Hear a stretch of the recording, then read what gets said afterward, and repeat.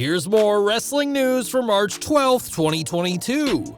And your headlines for this afternoon include the road to WrestleMania for the Smackdown Tag Team Champions, what happened with Holland backstage after Big E's scary fall, how did Bruce Prichard and Kevin Dunn react, Johnny Knoxville shares Sami Zayn's phone number to City of Los Angeles via plane banner, Sting hints CM Punk was backstage months before his AEW debut, Becky Lynch appearing on WWE Raw next week after injury, Isiah Kassidy wants throwback photo with Jeff Hardy scrubbed from the internet, how WWE is planning to book Gable Steveson, Jeff Hardy excited to revisit Rivalry with CM Punk and AEW, Hangman Adam Page trusts that Tony Khan will handle ROH properly, and more.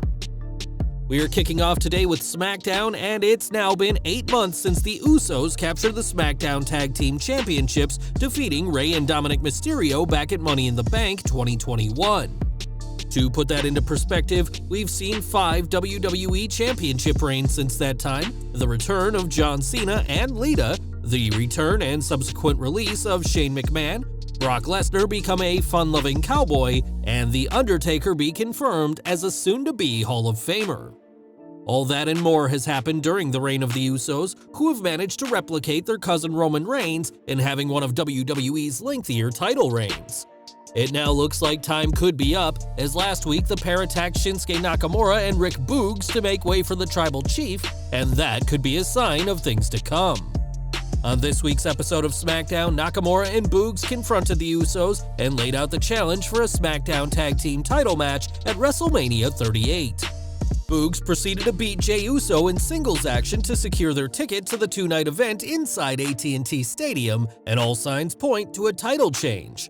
After all, WWE loves to have their big moments take place at WrestleMania, and having the dominant 8-month reign of the Usos end on the biggest show of the year would certainly be a moment. For the past year, the Usos have looked close to unstoppable, especially as part of the Bloodline, but in just 3 weeks, their time may finally run out, courtesy of Shinsuke Nakamura and Rick Boogs. WrestleMania 38 will also see Johnny Knoxville become the latest celebrity to get in the ring when he takes on Sami Zayn. The two have been at each other for months, with Zayn even getting hold of Knoxville's number to harass him, but that's an action the former Intercontinental Champion quickly lived to regret. In a video sent to TMZ Sports, Knoxville revealed his latest prank as he shared Zayn's phone number to the City of Los Angeles via a plane banner. The Jackass star said that this latest prank was to celebrate his own birthday, and we can only imagine the kind of calls and texts that Zayn is now dealing with. Zayn has said that Knoxville has no place in wrestling and looks to prove that at WrestleMania, but he'll probably have to get a new mobile phone first. Over to Raw, as Becky Lynch couldn't make it to this week's show, citing a voice box injury she claims was caused by Bianca Belair. Ahead of last Monday's show, Lynch shared a photo from a hospital bed and was indeed injured at a recent live event, but that won't keep the Raw Women's Champion away. Lynch is scheduled to be at next week's episode of Monday Night Raw, and despite not being on this week's show, was backstage at the event. We are sure that Lynch, damaged voice box or not, will have things to say about her WrestleMania 38 opponent, as the man will come around during next week's Raw.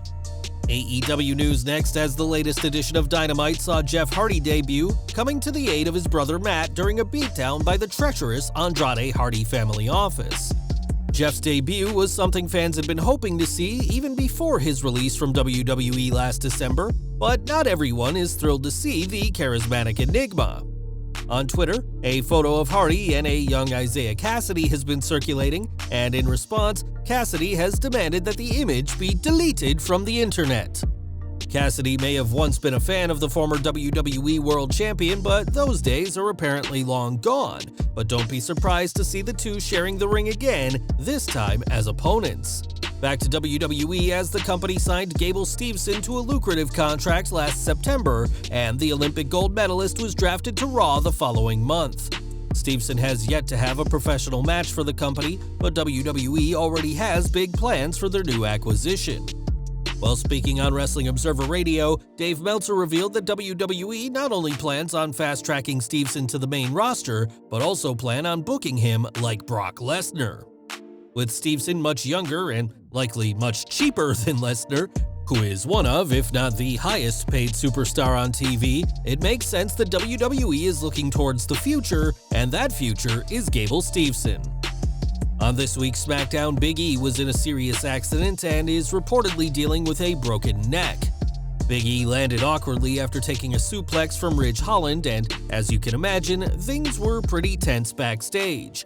Wade Keller of PW Torch reports that after the incident, Holland was apologetic backstage, but that Bruce Prichard and Kevin Dunn were very upset and called him into a room. We don't know what exactly was said, but other superstars could hear loud shouting coming from the room. Vince McMahon and Triple H have both reached out to Big E to make sure he's doing okay after this week's incident. This week's SmackDown was meant to kick off a WrestleMania feud, which would have seen the New Day face Sheamus, Holland, and Butch, but with Big E seemingly out indefinitely, time will tell what WWE do next. More from AEW as Jeff Hardy has a whole roster of new wrestlers he can face in the All Elite promotion, but there's one former rival that Jeff wants to take on again. In 2009, Jeff and CM Punk had a very personal rivalry, which fans considered one of the best feuds in their respective careers, and it centered around the two very different lifestyles the two led. While Jeff's issues with substances have been well documented, Punk's real-life straight-edge stance fueled his work as a heel, and we may be getting this angle again.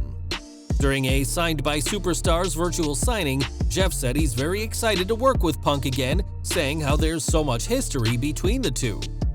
There are some questions as to whether AEW will bring up the past between them, as Punk has been one of the promotion's most popular babyfaces since joining, and we doubt the company plans on turning either him or Jeff heel anytime soon. In WWE, fans got tired of the company continually bringing up Jeff's dark past, as it seemed every other feud was revolved around Hardy being called a drunk or an addict, but something very similar could play out soon in All Elite Wrestling. And we're ending today with Tony Khan, who last week made a rare appearance on AEW Dynamite to announce that he had purchased Ring of Honor. Khan's blockbuster announcement certainly lived up to the weeks of hype, though many are skeptical of Khan's next move.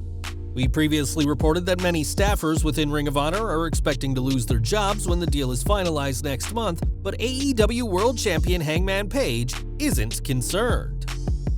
In a recent interview, Page discussed Khan's role as owner of Ring of Honor, saying that Khan's track record with AEW proves he will handle the 20-year-old promotion properly.